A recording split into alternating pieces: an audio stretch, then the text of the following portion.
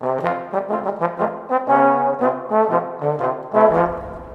to another Mystery City. It's been a while since I did the last one, but I had the opportunity to come here, so I've taken it, and here I am. Not very mysterious as usual. Let's talk about the river first. Over there on the other side are some interesting buildings, but they are on the other side and in another city. So I'll say no more about them.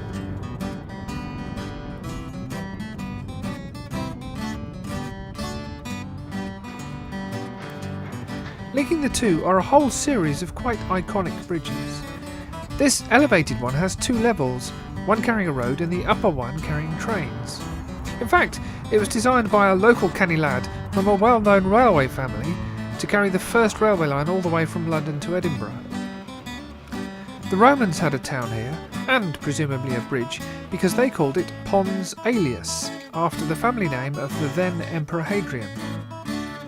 After the Romans left, the Anglo-Saxons called it Monkchester, until around 878, when it was flattened by marauding Danes. When the Normans arrived, after 1066 and all that, they built some novel fortifications, giving the place its current name. This central region of imposing buildings was largely built by one man, Richard Granger, and it's named after him. On the column is a local reforming earl, after whom is named a particular kind of smelly tea. This Grangertown street was the first in the world to be lit by electric light bulbs, thanks to local inventor Joseph Swan, although he was actually born on the other side of that river.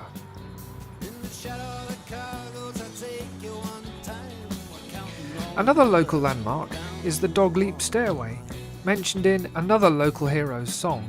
On the Dog Leap Stairway.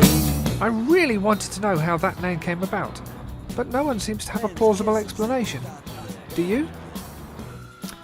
According to another local legend, in 1772, one Bessie Surtees, who lived on the second story of this fine building, fell in love with local lad John Scott, a coal merchant's son. Bessie's father, a wealthy banker, really didn't approve of John though, so they eloped, Bessie climbing from the window onto John's horse below. Apparently, they then made good their escape by coming up here up the Dog Leap steps on horseback. Quite impressive. They ran away to Scotland and married there, where you didn't need your parents' approval. The story ended happily though. John made good and was reconciled with Bessie's folks and went on to become not only an Earl, but Lord Chancellor of England. As in all good cities, there's a cathedral.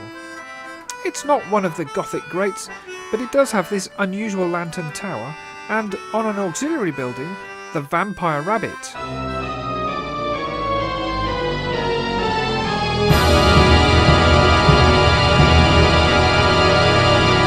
Some say he's there to deter grave robbers.